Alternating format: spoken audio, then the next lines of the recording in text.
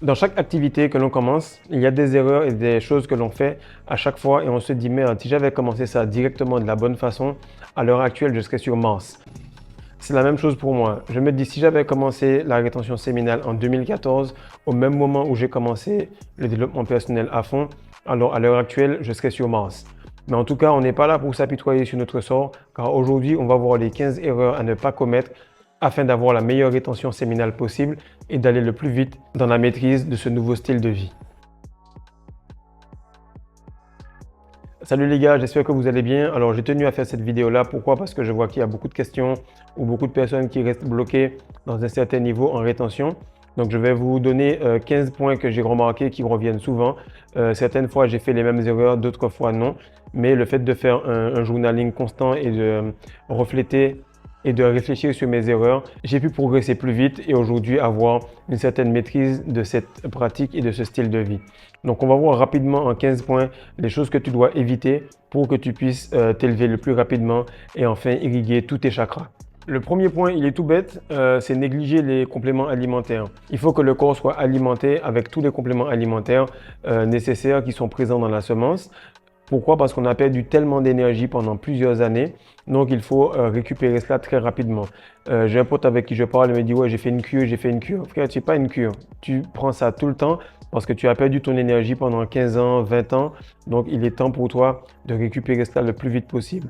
Le plus vite tu vas revenir à niveau, le plus vite tu vas commencer à pouvoir manifester correctement. Lorsqu'il y a une guerre, lorsqu'il y a une préparation pour un combat final, qu'est-ce qu'il y a? C'est qu'il y a une course à l'armement. C'est pas le moment où tu commences en rétention que tu es prêt, c'est le moment où tu as tous les nutriments, que tu maîtrises la rétention, que ton plancher pelvien est guéri, que tu es en forme et que tu maîtrises ce que tu fais. C'est là que tu peux démarrer le combat. Mais c'est pas lorsque tu as 7-8 jours de rétention que tu es dans le combat. Au début, le combat, il est sur toi-même. Ensuite, quand tu sors de ton chemin, les gens entrent dans ton chemin. Après, tu arrives à maîtriser cela quand tu es concentré. Et enfin, le dernier niveau, c'est que tu es concentré et motivé. Donc là, tu as l'ennemi final à battre et c'est ce qui va arriver dans les prochains temps. Le deuxième point qui est mauvais, c'est se dire que c'est progressif, je vais y aller pas à pas, etc. C'est la meilleure manière d'échouer. Pourquoi? Parce que tu perds de ton énergie tous les jours, des fois 3 fois par jour. Et qu'est-ce qui arrive? C'est que là, peu importe les tentatives que tu feras, ce sera toujours meilleur qu'avant. Mais si tu fais 3 semaines alors que tu pouvais aller à 3 mois, alors tu as vraiment échoué. Le but est de pousser ça à son maximum. Il n'y a pas de progressif. C'est comme si tu me dis, bon, ben, je prends un peu de poison, du coup, je vais diminuer un peu de poison. Il faut vraiment comprendre que lorsque tu perds ton essence, tu perds de l'espérance de vie et tu te tues. Lorsque tu comprends cela, tu ne peux pas te dire, OK, je vais essayer de faire 3 mois. Lorsque j'aurai atteint les 3 mois, alors j'aurai droit à une récompense et je pourrai perdre ma semence. Non, c'est pas comme ça que ça fonctionne. C'est un parcours, oui, et le parcours, il est long, il est semé d'embûches, c'est clair, mais le plus ce parcours-là se fait vite, le mieux c'est. Donc, il va commencer ce parcours-là réellement lorsque tu auras ça comme mode de vie et que tu vas plus perdre ton essence. Donc, c'est ça, c'est un marathon, c'est pas un sprint, mais le plus vite on va dans ce marathon, le mieux c'est. Le troisième point, que je remarque qui est très dangereux, c'est de mettre sa conjointe sur off. Lui dire que voilà, le temps que j'accumule de l'énergie, que je me refasse, on va arrêter d'avoir des relations, on va se poser, etc. Et ça, c'est très grave. Et ce qui m'a aidé, c'est que j'ai juste tenu 15 jours.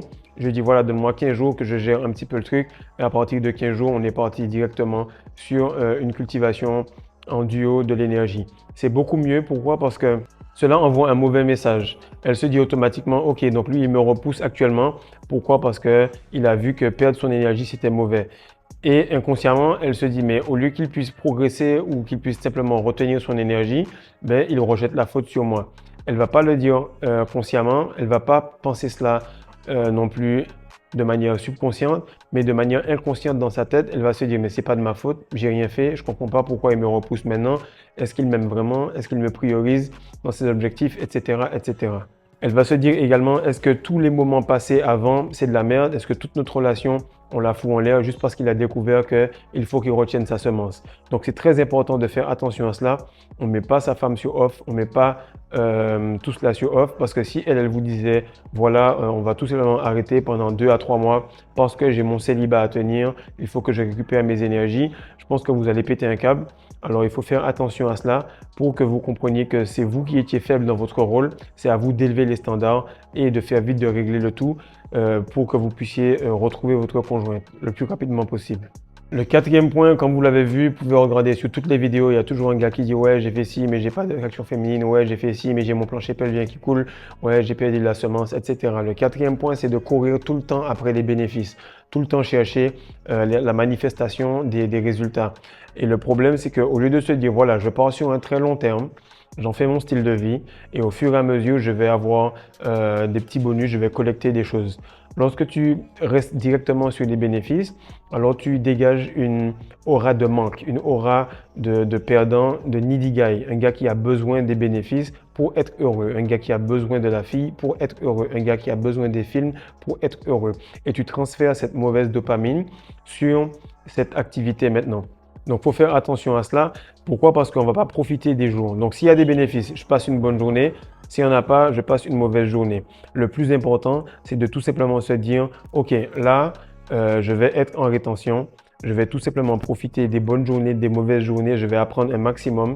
Je vais faire mon journaling sur les bons moments, sur les mauvais moments. Et je deviendrai beaucoup plus expérimenté comme cela et de manière beaucoup plus rapide. Parce que si tu restes sur les bénéfices, tu apprends très peu. Mais si tu restes et sur les bénéfices, et sur les journées banales, et sur les journées platoniques, sur tous les détails que tu apprends le tout, tu auras plus de facilité à comprendre l'entièreté de cette pratique. Le cinquième point, c'est en fait de faire de la rétention séminale ton principal focus. La rétention, ce n'est pas ton focus. Tu n'es pas dans la religion de la rétention, tu n'es pas non plus dans un mode de vie spécialement concentré sur la rétention. C'est un passage. Pourquoi? Parce qu'on devait normalement nous apprendre ça à l'âge de 12, 13, 14 ans. Et après, on devait le gérer pour utiliser cette énergie, pour manifester, pour attirer les femmes, pour faire ce qu'on a à faire. Bref, pour évoluer tout à fait naturellement. De la même manière que tu dis pas, OK, je vais activer mes phéromones, ils sont là en tout temps. Tu n'actives pas ta rétention, elle est là en tout temps. Donc, il faut que tu l'inclues rapidement dans ton mode de vie et que tu passes à autre chose. Il faut vivre, il ne faut pas se couper de tout. Surtout les gars qui sont fans de monk mode là, le monk mode il est assez mauvais. Pourquoi? Parce que c'est vraiment quelque chose d'extrême. C'est un cas extrême. Si vraiment tu as eu des gros soucis, tu te mets en monk mode pour un objectif. C'est comme si tu parles avec une fille, elle te dit OK, toi tu fais quoi? Et là tu lui dis ouais, moi je suis vraiment fan de rétention séminale et je parle que de ça toute la journée. Elle va te trouver un peu guignol.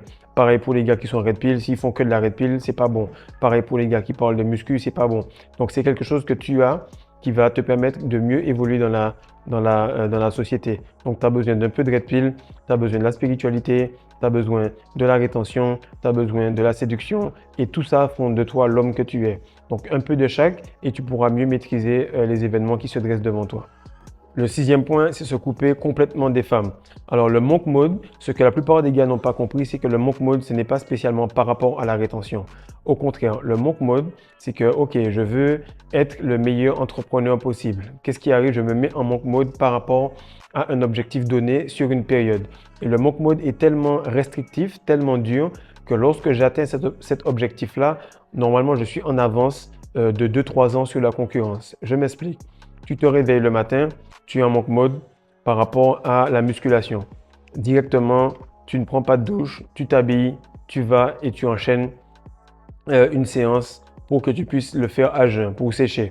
Ensuite, tu rentres, tu manges un petit truc rapide, pas de sucre, tu repars, tu fais corde à sauter et peut-être 200-300 burpees dans 3-4 heures après. Ensuite, tu reviens, tu vas faire un shake de protéines, ainsi de suite. Tu vas faire une petite sieste et tu recommences le soir sur des charges lourdes. Bref, c'est un exemple que je donne de ce que serait le monk mode. Et le monk mode fait que toute cette activité-là prend toute la place et tu concentres toute ton énergie, toute ton attention sur un seul objectif. Donc le monk mode ne veut pas dire spécialement que ce soit ton mode de vie. C'est une période très courte où tu vas te couper des choses pour atteindre un objectif. Pas te couper des femmes pour atteindre un objectif. L'objectif, c'est de mettre en monk mode pour atteindre un certain chiffre d'affaires dans ta compagnie, pour atteindre une certaine promotion, pour faire plus d'argent, etc., etc. Et à partir de là, tu utilises cette énergie sexuelle-là pour t'aider dans ce monk mode. Parce que je vois beaucoup de gars qui disent « Ok, ouais, la femme c'est Jézabel, la femme c'est un succube, etc. » Non, pas du tout. tout ce qui se dresse devant toi est une réflexion de ton niveau. Donc si tu es en monk mode, c'est pour te protéger parce que tu n'arrivais pas à tenir par rapport à cela. Comme je l'ai dit plusieurs fois, lorsque j'étais en porte-à-porte et je voyais écrit pas de colporteur, pas de vendeur, pas de témoin Jéhovah, des trucs du genre, direct j'allais là-bas. Ça veut dire que la personne n'est pas en capacité de se protéger elle-même, donc elle met une affiche parce qu'elle sait qu'elle est acheteuse compulsive. Et effectivement, 90% du temps, je faisais des ventes sur ce genre de porte-là. Pareil, le gars qui se dit ok, il me faut automatiquement bloqueur de site, c'est parce qu'il sait que s'il voit une image, ben, il va aller sur le site. Donc il faut avoir un petit peu de rigueur et de discipline pour se dire que je suis en monk mode par rapport à quelque chose et non par rapport aux femmes ou par rapport à toute autre chose qui pourrait me distraire. Le 7e point, c'est penser qu'en fait que les bénéfices sont indus. Il y a beaucoup de gens qui pensent que lorsqu'ils font quelque chose, ils doivent avoir un salaire. Déjà, le salaire, ça n'existe pas. Ok, le salaire, c'est le fait que tu ailles tout le temps faire un travail minimum pour avoir un résultat minimum et donc avoir un salaire minimum. Normalement, dans la nature, tout le monde est à commission. C'est-à-dire que tu travailles tellement, tu te trouves dans des situations tellement bonnes en termes de dévotion, de travail, que tu as des résultats que tu récoltes. Et en général, lorsque tu es à commission, tu fais plus d'argent. Donc, qu'est-ce qui se passe? C'est que l'univers, le monde ou la femme, ils ne te doivent rien. Tu perdais ton énergie pendant des années. Et là, tu veux tout de suite me dire, OK, je suis à 4 mois de rétention, je suis à 6 mois de rétention. Automatiquement, il faut que j'ai mes objectifs, il faut que je récupère mes bénéfices, etc. L'organisme, il est blessé. Donc, imagine que tu n'étais même pas au courant de ce muscle-là, qui est le plancher pelvien. Tu n'étais même pas au courant que perdre son essence, c'était se blesser là-bas. Tu ne savais même pas que tu avais une espérance de vie qui diminuait de 3 semaines, que tu avais l'équivalent d'une bonne poche de sang que tu perdais par l'intermédiaire de ta semence. Donc, c'est très important de comprendre que même si tu as payé pour la fille italienne dans un date, même si tu as mis le maximum d'efforts pour avoir cette promotion, même si tu as fait beaucoup d'efforts et que le coach ne t'a pas choisi pour être dans l'équipe, tu le fais pour toi d'abord. Tu ne fais pas ça pour les gens. Et lorsque les gens verront que tu as tellement travaillé, alors tu deviendras tout simplement un choix super évident. Lorsque tu passes quelque part, lorsque tu fais une vidéo, lorsque tu fais du contenu, tu ne t'attends pas à ce que les gens aiment ce que tu fais. C'est pour ça que je vous dis merci, parce que votre merci n'est pas un dû. Lorsque je fais les vidéos, j'essaie de me placer comme étant la personne la plus susceptible de vous aider. Et après, lorsque je parle, ça se solidifie. Lorsque je vous coach, ça se solidifie. Mais vous ne devez pas tout simplement être là en attente. Plus vous êtes en rétention, et plus vous émanez des choses qui sont 10 fois plus fortes que ce que vous aviez avant. Donc, si tu as un mindset de manque et que tu cours après les bénéfices et que tu penses que les bénéfices sont indus, automatiquement, ça va s'en aller et tu vas tourner dans un cercle vicieux où tu attends quelque chose qui te fuit constamment. Donc, ton but, c'est de t'aligner avec les habitudes du mode de vie et donc tu auras les résultats du mode de vie. Lorsque tu commences un travail, tu te dis voici les résultats de quelqu'un qui fait de la musculation. Alors, quelles sont ses habitudes de vie? Quelles sont ses habitudes sur la journée? Quel est son état d'esprit sur l'instant? Et si tu maîtrises l'instant, alors automatiquement, tu vas maîtriser le destin. Le 8e point, c'est de commencer la rétention et accumuler de l'énergie sans muscler son plancher pelvien. Ton plancher pelvien, c'est un muscle qui est extrêmement bizarre. Pourquoi? Parce que c'est un muscle qui n'est pas visible, mais que tu peux utiliser comme tu veux. La plupart des muscles qu'on a, lorsqu'on les contracte, on les voit, donc on sait comment ils bougent et on les utilise pour se déplacer. Le plancher pelvien, si tu ne le contractes pas, alors il ne fait pas son travail. Donc c'est vraiment quelque chose qui est très important à comprendre et que dès que tu commences la rétention, tu dois le muscler.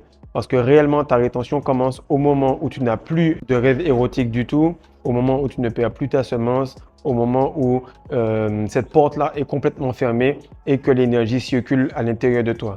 C'est à ce moment-là que ta rétention séminale commence pour de vrai. En tout cas, c'est ce que je pense. Qu'est-ce qui arrive? C'est que lorsque tu maîtrises ton plancher pelvien et que tu le pompes tous les jours, ça irrigue ton système nerveux parce que ça permet d'avoir du fluide dans tout le système nerveux et surtout dans la colonne vertébrale. Ça va permettre d'amener du sang dans ton frein à main. Ça va te permettre d'avoir une meilleure érection, d'être beaucoup plus endurant et puissant. Ça va te rapprocher extrêmement rapidement de l'éjaculation et des orgasmes secs. Si tu veux savoir comment on fait, on est sur Patreon, il y a pas mal de gars qui gèrent ça avec des bonnes techniques. Lorsque tu as un plancher pelvien qui est puissant, ça améliore ta posture. En fait, c'est tes jambes, c'est ton centre de gravité. C'est pour ça qu'on dit, wow, il a vraiment un coup de rein qui est assez puissant. Parce que toute cette région-là, lorsqu'elle est puissante, les abdos du bas et le plancher pelvien, c'est toute ta virilité qui se trouve là-bas. C'est pour ça qu'on remarque qu'il y a beaucoup de gars qui sont des jeunes vieux parce que leur plancher pelvien est complètement flingué. Du coup, ils sont un peu voûtés et ils ont déjà cette attitude de gars qui est complètement perdu et vidé. Mais on dit souvent que le plancher pelvien, c'est l'âge de la personne. Donc, même si tu vois un gars qui a 70, 75 ans, mais que son plancher pelvien est vraiment en forme, ça veut dire qu'il a une bonne érection, ça veut dire qu'il a un système nerveux qui est bien irrigué et ça veut dire qu'il sera comme un animal. L'animal, qu'est-ce qui arrive? C'est qu'il a une puissance extrême. Lorsque tu vois les tigres, les lions, les chiens ou même les chevaux, tous les animaux, lorsqu'ils marchent, tu vois ce plancher pelvien bouger à l'arrière et ça leur permet de mourir puissant. Ils meurent directement d'une mort paisible parce qu'ils ne sont pas en train de descendre petit à petit en énergie. Tous ces animaux-là sont puissants 2 à 3 jours avant leur mort. Donc le plancher pelvien est extrêmement important. Ça va même t'aider à replacer ton pelvis et à avoir une meilleure stabilité au niveau du bassin et des hanches. Le 9e point est extrêmement important, c'est le fait de ne pas chercher à booster et à comprendre comment booster ta testostérone. Alors la première chose que j'ai dit aux gars, c'est qu'il faut bosser les jambes. Comme on dit, don't skip leg day. Tu ne dois pas louper la journée où tu travailles tes jambes. Pourquoi? Parce que c'est les plus grands muscles. Les muscles sont énormes, ils sont vraiment grands. Donc ils arrivent à créer une grande quantité d'hormones, pas que la testostérone, mais beaucoup d'autres hormones qui font que tu te sens bien. Lorsque tu contractes tes muscles, ça sécrète des hormones du bien-être qui signalent au cerveau que tout va bien. Donc, lorsque tu vas faire de la muscu, tu fais du bien à ton cerveau, tu fais du bien à ta testostérone, tu fais du bien également à tes phéromones. La plupart des gars pensent qu'ils vont tout simplement accumuler de l'essence, accumuler de la semence et que tout va bien aller. La testostérone, c'est l'hormone mâle par excellence. C'est l'hormone de l'excellence. Lorsqu'un gars est excellent dans ce qu'il fait, lorsqu'il est bon, c'est parce qu'il a une testostérone élevée. Ça va améliorer toutes tes capacités cognitives, toutes tes capacités en termes d'endurance mentale, endurance physique. Ça va te permettre d'être beaucoup plus viril, d'attirer le sexe opposé. Bref, si tu n'as pas de testostérone, automatiquement, ça va être difficile pour toi d'évoluer dans la société. Et en fait, les gens, ils agissent avec ce genre de points-là, comme pour les voitures. Donc, tu prends ta voiture direct et tu regardes dans la boîte à gants, tu vois qu'il y a un gros livre super épais qui s'appelle Manuel d'utilisation du véhicule. Mais tout le monde s'en fout, on prend la voiture et on conduit directement. Mais dans ce manuel-là, il y a beaucoup de choses qu'on pourrait apprendre qui pourraient nous permettre d'économiser la consommation d'essence, comment changer les pièces, comment faire une vidange, comment changer les différents filtres à huile, filtres à particules tout seul. Bref, tu as tellement d'informations là-dedans que l'être humain moyen n'aurait pas besoin d'aller chez le garagiste et l'être humain moyen n'aurait pas non plus besoin d'aller chez le médecin pour régler tout ça. Mais maintenant qu'on a une nouvelle partie de notre corps qu'on connaît, eh ben, on ne prend pas le temps d'utiliser ce manuel d'utilisation, se dire que voilà, la testostérone, il faut que je la monte, il faut que je sache comment faire, il faut que je la fasse progresser, il faut que je sache comment la faire fluctuer, etc., etc. Lorsque tu maîtrises la testostérone, lorsque tu sais comment la faire monter au maximum, alors là, tu vois que la rétention séminale n'est pas le seul outil qui va t'aider à progresser. Parce qu'en réalité, il y a tellement de choses que tu fais qui font descendre ta testostérone, mais que tu ne sais pas. En tout cas, c'est très important de se documenter un maximum là-dessus pour que tu puisses faire ta testostérone monter au-dessus des gens qui t'entourent, au-dessus de ta compétition. Justement, par rapport à cela, je vais lancer un e-book pour donner toutes mes astuces par rapport à la testostérone pour permettre aux personnes de régler et de booster leur testostérone. Donc, je vais faire le lancement le 1er juillet. 1er juillet, e-book sur la gestion de la testostérone et les secrets pour faire monter sa testostérone au maximum. Donc ne loupez pas cela les gars, je vais mettre toutes mes astuces, tout ce que je fais au jour le jour, tout ce que je fais depuis maintenant 3 ans et même que je faisais déjà avant d'être en rétention pour me préparer pour les matchs, pour me préparer pour les gros chocs. Et c'était vraiment important d'avoir une testostérone élevée car ça me permettait d'être concentré, d'être agressif et d'être beaucoup plus viril et puissant sur le terrain. Donc ne loupe pas ça, ce sera le 1er juillet. Tu auras le maximum d'informations afin d'allier cela à la pratique de la rétention séminale. Le 10e point, c'est de ne pas ajuster son alimentation. C'est tout simple, qualité d'entrée, qualité de sortie. Tu as juste à manger d'une certaine façon, tu vas aux toilettes et tu vois que c'est Tchernobyl. Tous les gens courent dans la maison parce que ça sent mauvais. Par contre, tu te débrouilles pour faire que tu aies une bonne alimentation, tu vas aux toilettes et tu remarques que tout va bien. C'est très important de manger différemment parce que ton corps, c'est une passoire. Ton corps est tout simplement un instrument qui va prendre l'énergie que tu lui donnes, la transformer pour soit procréer ou soit créer et manifester des choses. Lorsque tu comprends cela, toute ta perspective en termes d'alimentation change. Toute ta perspective en termes de mode de vie change. Donc ton corps est juste là pour faire de l'alchimie, prendre des choses de basse vibration et les amener dans le monde spirituel pour que tu puisses t'élever. C'est pour ça que tu vis une expérience humaine. Alors, tant que tu ne vas pas manger correctement, tu ne pourras pas t'élever. Donc, je t'invite à aller voir ma vidéo sur la nutrition. Je donne pas mal de tips là-dessus qui vont t'aider à progresser par rapport à la rétention séminale. Et qu'est-ce qui arrive, c'est qu'à la fin, tu as une passoire et ça va se diviser en deux. Donc, soit tu prends l'essence qui est ta semence, soit tu prends les sels qui sont la merde et que tu rejettes. Mais comme tu remarques, à la fin, les deux se séparent dans des endroits très proches. C'est là que tu comprends que c'était comme une centrifugeuse où tu avais au fur et à mesure les différentes passoires. Pancréas, estomac, la rate, le foie, jusqu'à ce que tu arrives à l'intestin, intestin grêle, et ensuite que tu jettes le tout et que tu récoltes cette semence-là pour que tu puisses l'utiliser pour t'élever dans le monde spirituel. Et ce qu'il faut que tu comprennes, c'est que tout, 100% des choses que tu fais actuellement sont faites et t'ont été enseignées pour que tu perdes ta semence, pour que tu perdes ton énergie. Donc, si tu continues à faire les mêmes choses alors que tu veux garder ton énergie, ça ne va pas marcher. Je dis à chaque fois cela aux gens. Si tu es trop concentré, trop discipliné pour un objectif, c'est qu'il y a des choses que tu fais que tu n'es pas au courant qui vont à l'encontre de cet objectif-là. En gros, tu te fous une balle dans le pied pendant que tu essaies de courir. Ça ne peut pas marcher. Alors, les 5 derniers points sont vraiment importants et je t'invite à rester jusqu'à la fin parce que tu vas apprendre beaucoup par rapport à cela. Le 11e point, c'est ne pas avoir l'ambition de quitter ton emploi dans les 2 ans à venir. Lorsque tu as une énergie basse, lorsque tu perds ton essence, lorsque tu cours à droite à gauche pour avoir un salaire minimum pour attendre le mois prochain, eh bien, tu es dans une énergie basse. Tu es à l'aise comme ça parce que tu perds ta semence, tu es dans un esclavage moderne. Du moment où tu gardes ton énergie, du moment où tu gardes ton essence, tu remarques que tu t'élèves petit à petit. Au début, tu as l'attraction, ensuite les gens ils t'aiment bien. Quand tu es content, on dit « Oh, salut, c'est patron, comment tu vas? Oh, le chef, oh, beau gosse, etc. » On te fait des compliments. Et ça, c'est pour les gars qui sont sur le plancher, c'est-à-dire ceux qui sont avec toi. Mais lorsque tu commences à t'élever et que les gars des ressources humaines, les cadres, les personnes voient que tu commences à briller beaucoup plus qu'eux, ils n'apprécient pas cela et ils commencent à te mettre des bâtons dans les roues. Donc, si tu vois que tu es à 1 an et demi, 2 ans de rétention séminale, sache qu'il faut que tu migres directement vers un poste à responsabilité ou que tu migres directement vers un emploi où tu vas pouvoir travailler à ton compte, en fait, que tu sois entrepreneur. C'est important que tu comprennes cela parce que ton niveau énergétique te permet d'accepter que quelqu'un de plus nul que toi te donne des ordres. Ton niveau énergétique te permet d'accepter que des personnes qui ont une énergie basse, qui se LeBron James tous les jours, qui sont vraiment nuls à la maison, rejettent tout leur énervement et leur agressivité sur toi au travail. Beaucoup de personnes vivent à travers leur diplôme, à travers leur travail. Mais lorsque toi, tu arrives à passer cela et à augmenter ton énergie, ils ressentent que tu vaux plus qu'eux et ils passent leur colère sur toi. Donc, je t'invite à lire juste, même pas tout le livre, la première loi seulement des 48 lois du pouvoir de Robert Greene. Il dit « Don't outshine the master », c'est-à-dire ne brille pas plus que ton maître, ne brille pas plus que la personne qui t'embauche, parce que ça pourrait te causer beaucoup de soucis. Le 12e point, c'est ne pas transmuter ton énergie dans un projet.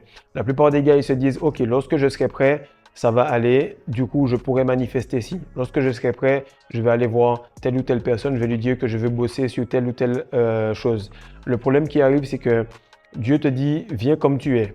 Viens comme tu es et on va progresser. Le problème également, c'est que McDo te dit « Venez comme vous êtes », mais ils te font descendre. Donc l'importance dans cela, c'est de venir comme tu es. Le plus tôt tu viens, le plus tôt on peut commencer à bosser là-dessus. Si tu n'avais pas d'énergie, tu pensais que tu ne manifestais pas, mais c'est pas vrai. Tu manifestais justement des choses qui sont au niveau énergétique où tu étais. Donc tu étais dans des ondes AM, des ondes de basse vibration. Maintenant que tu commences à monter et que tu passes dans du AM, maintenant sur du FM et enfin sur du stéréo, et que tu augmentes la qualité de ce que tu fais, là tu comprends que tu manifestais en tout temps et que la rétention t'aide à manifester. Ton seul et unique but avec la rétention n'est pas de retenir ton essence, n'est pas spécialement de monter ta testostérone, n'est pas spécialement de guérir ton dos qui te fait mal parce que tu avais perdu trop de semences. Non, tu es tout simplement là pour apprendre que la rétention séminale est faite pour manifester ce que tu veux, pour te montrer que la 3D, la troisième dimension, ce que tes 5 sens perçoivent, c'est faux. Et ce que tu ressens comme intuition, c'est ce qui est vrai. La rétention séminale te permet de comprendre que la matrice est une illusion et que tout ce que tu vois devant toi, tu peux altérer cela avec tes pensées, avec ton énergie et que c'est comme ça que commence la vraie magie. Le 13e point par rapport à la rétention séminale et par rapport à toute activité en général, c'est que les personnes, ils se disent voilà, je vais juste commencer, je vais essayer par moi-même, je vais voir ce que ça donne. Le truc, c'est que tu n'as pas une vie assez longue pour apprendre le tout sur une activité si tu le fais par toi-même. C'est pour ça qu'il y a des livres, c'est pour ça qu'il y a des vidéos, c'est pour ça qu'il y a des coachings, c'est pour ça qu'il y a des moments pour s'entraîner avec quelqu'un, pour que tu puisses prendre l'expérience de cette personne, pour que tu puisses lire les livres de cette personne, afin que tu puisses vivre plusieurs vies. Lorsque tu entends le savoir est une arme, c'est réel. Avant, tu ne savais pas que la rétention était bonne. Maintenant, tu sais que tu ne sais pas. Et là, tu te dis, merde, il y a tellement de choses que je ne sais pas, donc je peux enfin progresser. Et c'est important parce que lorsque j'étais en vente, il y avait beaucoup de gars qui disaient, oui, mais moi j'ai 30 ans d'expérience. Et lorsque je regarde le nombre de ventes qu'il fait ou bien l'équipe qu'il a, je vois que les gars, ils sont super nuls. Et là, je me disais, mais en fait, le gars, il a 30 fois 1 an d'expérience. Du coup, c'est un tocard parce que c'est un débutant qui a répété les mêmes choses pendant 30 ans. Et souvent, les aînés, la génération au-dessus, ils aiment nous rabâcher des choses du genre « oui, je suis ton aîné, je connais plus que toi ». Non, non, non. Tu as répété les mêmes choses en espérant un résultat différent. Moi, je vois que ça ne marche pas. Je n'ai pas peur de tout arrêter, de tout changer pour progresser. Et vu que je le fais quasiment chaque année depuis que j'ai 10 ans, 11 ans, automatiquement, j'ai beaucoup plus d'expérience que toi. L'âge ne fait pas l'expérience, le temps ne fait pas l'expérience. Le temps fait la vieillesse. Expérience, vieillesse et maturité, ce sont 3 choses différentes. Parce que lorsque tu lis, lorsque tu t'instruis, lorsque tu échoues et tu recommences, lorsque tu t'entoures de personnes expertes dans leur domaine, alors tu vis plusieurs vies. La personne qui ne lit pas, elle vit une seule vie. Le 14e point qui est pour moi le plus important, c'est le fait de rester dans les mêmes croyances. Tu as vu qu'on t'a menti sur ta propre semence. Tu as vu qu'on t'a menti sur ton muscle. On t'a même pas dit que ton muscle était important pour toi. Et là, tu veux quand même te rattacher à tout ce qui est croyance politique avant.